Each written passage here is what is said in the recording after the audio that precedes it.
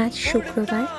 আজ সকালবেলা আমি মোমো বানিয়েছিলাম। মোমোটা বানিয়েছিলাম আটা আর রাগি দিয়ে। আমি ময়দাটা ইউজ করিনি, অল্প তেলে একটু চিকেন ছিল, তো সেই দিয়ে সবার জন্য টিফিন করেছিলাম, যাতে বাড়ির সব সদস্যরা খেতে পারে, বড় থেকে ছোট। ঐশানি অনেকদিন ধরে বায়না করছে মোমো খাবে বলে, তাই আজ ঘরোয়া পদ্ধতিটা করেই ফেললাম। মামাও টেস্ট করলো, খেয়ে বললো খারাপ হয়নি, ভালোই হয়েছে। আর এদিকে সুমনের ছুটি, তাই জন্য মুভি দেখছে, চিল করছে।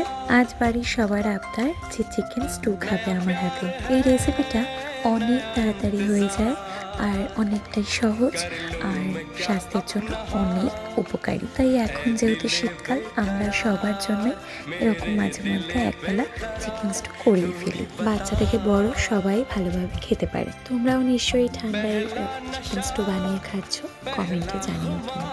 আর এটা আমি পুরো প্রেশার কুকারেই করেছি। এবার রান্নাটা আমার পুরো কমপ্লিট হয়ে গেল, তো ধনেপাতা দিয়ে লাস্টে নামিয়ে দিলাম। আর বাটিতে তুলবার আগে আমি একটু বাটার দিয়ে দিই। ভাই জিম থেকে এসছে, মানে আমার দেওর, তো ওকে আমি বলিনি আগে যে আমি এটা বানাচ্ছি। ও আর ওর দাদা ভীষণ পছন্দ করে, তো খুব খুশি হয়েছে। তোর এক্সপ্রেশনটা দেখো। কেউ ভালোভাবে খেলে এটাতেই আমি খুব খুশি হই। আর আমার ম্যাডাম এদিকে নিজের খেয়ালে ব্যস্ত। আবার পরে অনেক গল্প হবে। আজ এতটাই, টাটা।